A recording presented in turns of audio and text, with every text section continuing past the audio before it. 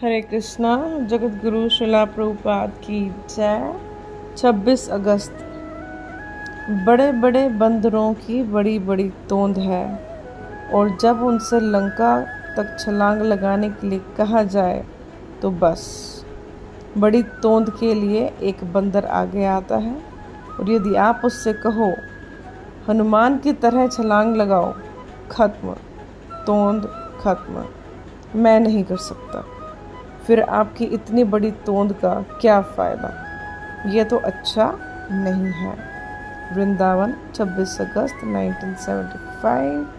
जगत गुरु श्रीला प्रभुपाद की जय।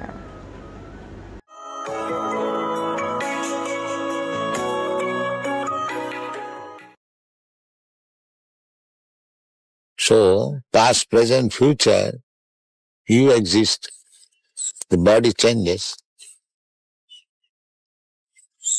Is it not clear?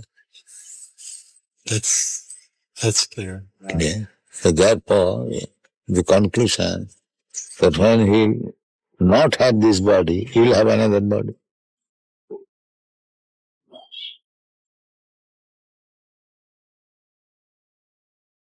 You are sitting here. If you don't sit here, you go. That does not mean you are sitting, opportunity is lost. You are sitting here, you sit somewhere. Similarly, the change of body is going on.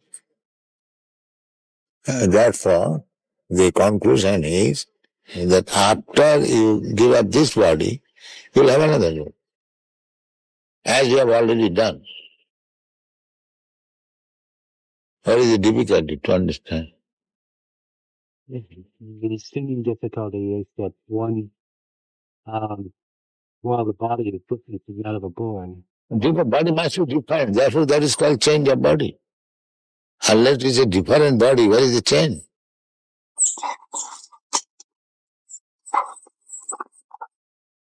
the memory is there, the boy, and or the spirit is there. The memory, sometimes we may not remember, just like this child, he may not have memory when he was very small, but you have got memory. When he was a small child, he was doing something, or he was playing with some cats and dogs, but he does not remember that. But you remember it. So, simply because he has forgotten, does that mean that the incidences were not present? So this argument is not very strong because I cannot remember. You do not remember so many things. Huh?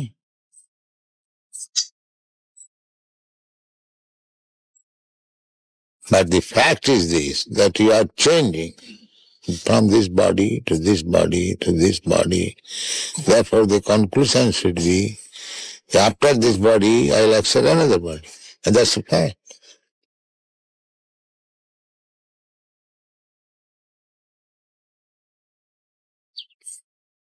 As you have accepted in this life from one body to another body, there is a process how to accept it. Similarly, under the same process, you accept another body when this body is no longer useful. Just like at night, you give up this body, you take your subtle body and you go somewhere. You're sleeping in your room, but you are working in a different place. Don't you do that? Mm-hmm. So, because this body is still useful, therefore you come to back again this body, and in the morning you wake up with this body. So death means when this body is useless, you do not come to this body, you accept another body. This is called death.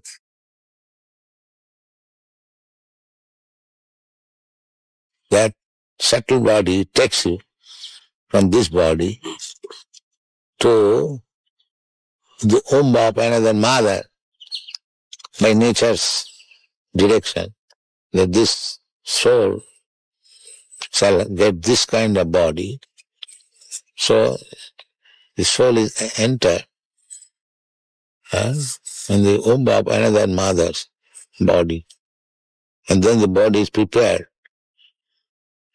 by the mother's blood and flesh, and when the body is sufficiently capable of working itself, then it comes again and begins its work.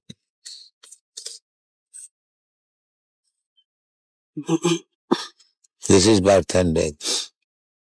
The soul is eternal. Therefore, a sober man should think, why should I change my body? Why this trouble I shall take? That is human sense. If I am eternal, why not my eternal body? Eternal existence, why shall I die? This is human sense. Unless one comes to this understanding, he is animal. Because animal, by nature's law, is going on. He does not know.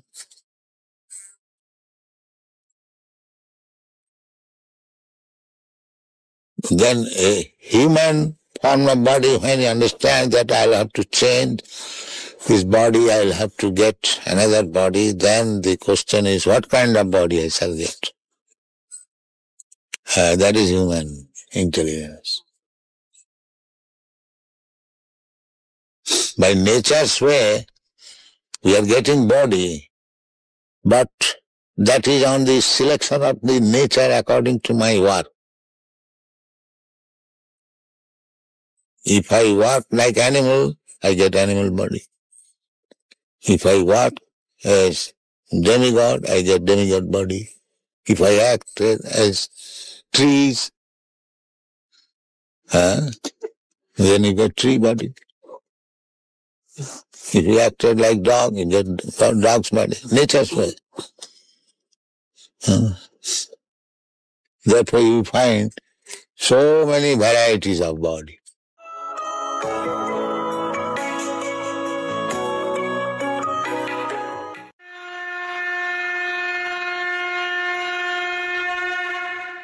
हरे कृष्ण। भगवद गीता अध्याय 3 श्लोक संख्या 15। कर्म ब्रह्मोद्भवं विद्धि ब्रह्माक्षर समुद्भवं तस्मात् सर्वगतं ब्रह्म नित्यं यज्ञे प्रतिष्ठितम्। वेदों में नियमित कर्मों का विधान है और ये साक्षात भगवान पर ब्रह्म से प्रकट हुए। फलतः सर्वव्यापी ब्रह्म यज्ञ कर्मों में सदा स्थित रहता है। हमने पिछले श्लोक में देखा कि जीव का पोषण, हमारा पोषण किस पे होता है? अन्न पे। हमारा जीवन अन्न है। अन्न कहां से प्रकट होता है? भूमि से। पौधे उगते हैं, लेकिन कैसे उगेंगे? जब बारिश आएगी। पर्जन्य अन्न संभव। बारिश कब होगी? जब यज्ञ होंगे। यज्ञ क्या है, किसे कहते हैं? वेदों में वर्णित हमारे जो नियमित कर्म हैं उन्हें यज्ञ कहते हैं। इसीलिए यहां पे बताया गया आज के श्लोक में कि कर्म कैसे करने हैं, क्यों करने हैं, कौन से कर्म करने हैं, वो कहां से पता पड़ेगा? वो पता पड़ेगा ब्रह्म अक्षरम, वेद से। वेद को ब्रह्म अक्षरम क्यों बोला गया? अपौरुषेय भी बोला गया है। किसी पुरुष के द्वारा नहीं दिए गए हैं। लोग समझते हैं कि वेद पुराण जो है, वेद जो है वो किसी पुरुष के द्वारा दिए गए। नहीं, अपौरुषेय बोला गया है इनको। मतलब कोई भौतिक व्यक्ति के द्वारा नहीं दिए, भगवान ने स्वयं ये वेद दिए हैं ब्रह्मा जी को, और ब्रह्मा ने फिर आगे बढ़ाए। तो वेदों में वर्णित है कि हमें क्या करना चाहिए और क्या नहीं करना चाहिए। तो कोई व्यक्ति कह सकता है, नहीं मैं तो बुद्धिमान हूं, मुझे पता है मुझे क्यों किसी से पूछना? नहीं, आप कितने भी बुद्धिमान हैं, वो सही बात है कि आप बुद्धिमान हैं, लेकिन आप अगर दुनिया के सबसे बुद्धिमान व्यक्ति भी हैं, जब जॉब करने जाते हैं, क्योंकि बुद्धि है तो उसका प्रयोग करके आप पैसा कमाना, तो जब जॉब करने जाते हैं वहां पे जो कंपनी का मालिक होता है वो बताता है कि आपको क्या कर्म करना है, क्या नहीं करना है। जब आप किसी देश में रहते हैं तो वहां की सरकार डिसाइड करती है कि क्या करना है, क्या नहीं करना है। मतलब कोई ना कोई तो अथॉरिटी है, कोई हमारे सुपीरियर्स हैं जो डिसाइड करते हैं।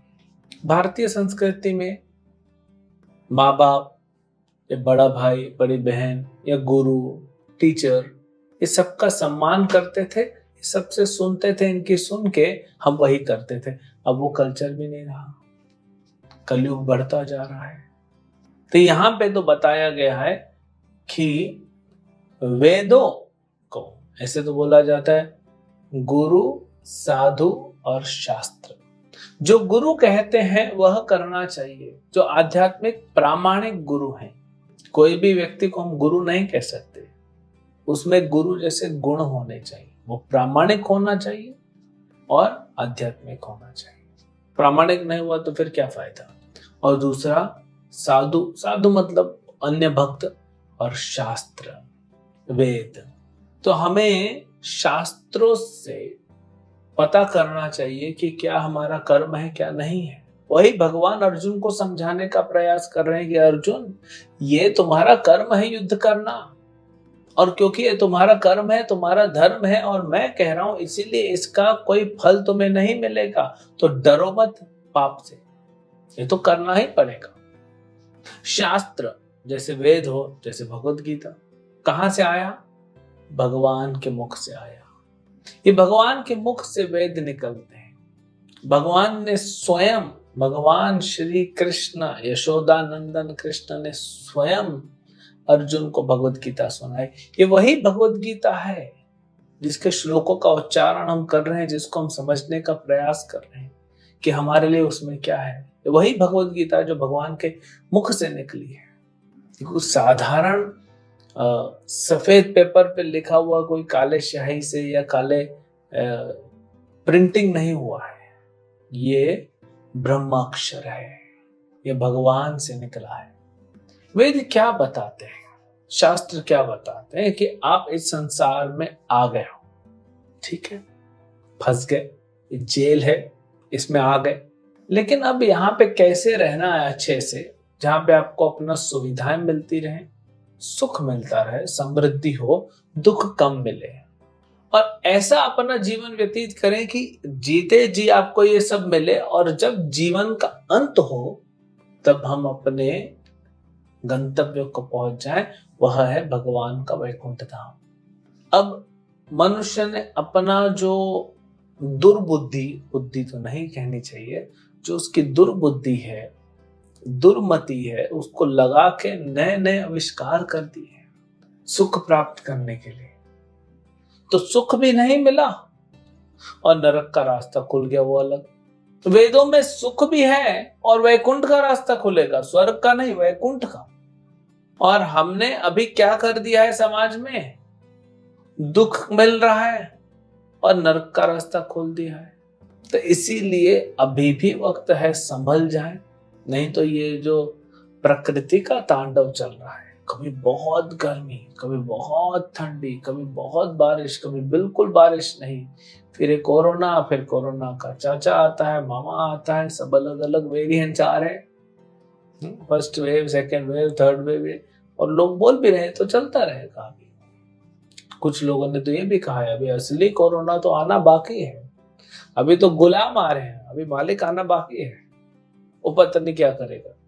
एनीवेज, ये प्रकृति का जो है ये चलता रहेगा, कब तक, जब तक पाप होते रहेंगे। तो इसीलिए अगर हम भगवत गीता खोलें और पढ़ें और समझें कि मुझे क्या करना है, तो उसमें मैं पाप से बच जाऊंगा। और हर व्यक्ति ऐसा सोचेगा तो हर व्यक्ति पाप से बच जाएगा, सुखी भी हो जाएगा, और संसार में पाप नहीं रहेगा तो ये संसार अच्छा स्थान हो जाएगा रहने के लिए। कम से कम शांति से जिएंगे तो सही। और फिर हम भक्ति करेंगे और अपने लिए वैकुंठ का जो दरवाजा है उसको खोल के आगे बढ़ेंगे। तो ये मेन भगवान शास्त्र क्यों दिए? क्योंकि हम समझें, कोई भी दवाई आप लेते हैं तो डॉक्टर आपको बताते हैं उसको कैसे लेना है। कोई भी इलेक्ट्रॉनिक प्रोडक्ट्स आप खरीदते हैं तो उसके साथ मैनुअल आता है, उसमें लिखा रहता है क्या क्या करना है, डूज एंड डोंट्स, विधि और निषेध। तो ऐसे ही भगवान ने सृष्टि बनाई, हमें बनाया, हम यहाँ पे आ गए। अब कुछ रूल्स एंड रेगुलेशन है जिसको हम नहीं पालन कर रहे हैं, इसीलिए संसार में ये तांडव चल रहा है, ये बढ़ता जाएगा। हमें क्या प्राप्त करना है? सुख और वैकुंठ का रास्ता। मिल क्या रहा है? दुख और नरक का रास्ता। तो जो समझदार व्यक्ति है वो गीता को पढ़ेगा, समझेगा, अपने जीवन में पालन करेगा, प्रामाणिक गुरु को ढूंढ के उसकी शरण लेगा, हरे कृष्ण महामंत्र जप करेगा और वैकुंठ निकल जाएगा। जो उतना समझदार नहीं है वो यहीं रहेगा संसार में, कभी ऊपर कभी नीचे, कभी ऊपर कभी नीचे, वो घूमता रहेगा। जैसे समुद्र की लहरें होती है ना, तूफान आता है जब समुद्र का, तो ऊंची लहरें कभी ऊपर कभी नीचे डाल देती है, कभी ऊपर फेंक देती, कभी नीचे कभी ऊपर, जीव चलता रहता है और ऐसे संसार में दुख प्राप्त करता है। और मृत्यु के पश्चात, क्योंकि मनुष्य जीवन मिला लेकिन उसने इसका प्रयोग नहीं किया, तो मृत्यु के पश्चात उसको और पीड़ा होती है। तो इसीलिए उससे बचना है। शास्त्र पढ़ें, शास्त्र में कर्म दिया हुआ है, ये शास्त्र डायरेक्ट भगवान के मुख से आ रहे हैं। कोई नहीं कहेगा कि कृष्ण ने गीता नहीं बोली, कोई संसार में नहीं कह सकता। तो भगवान ने गीता बोली, सारे वेद छोड़िए, भगवान ने स्वयं गीता में कहा है कि वेदों का सार दे रहा हूं, जरूरत नहीं है वेद पढ़ने की। भगवान बोलते हैं अर्जुन को, क्यों तुम वेद पढ़ रहे हो, मैं तुमको सार दे रहा हूं, बेस्ट दे रहा हूं, क्रीम। तो गीता पढ़िए, भगवान का नाम जप कीजिए। क्यों गीता पढ़े? क्योंकि भगवान के मुख से आए। तो ये हम पढ़ें, अपने जीवन को उस तरह से चलाएं और सुधार लाएं, सुख प्राप्त करें, आनंद प्राप्त करें और वैकुंठ को प्राप्त करें। हरे कृष्ण। गौर गौर निताई गौर।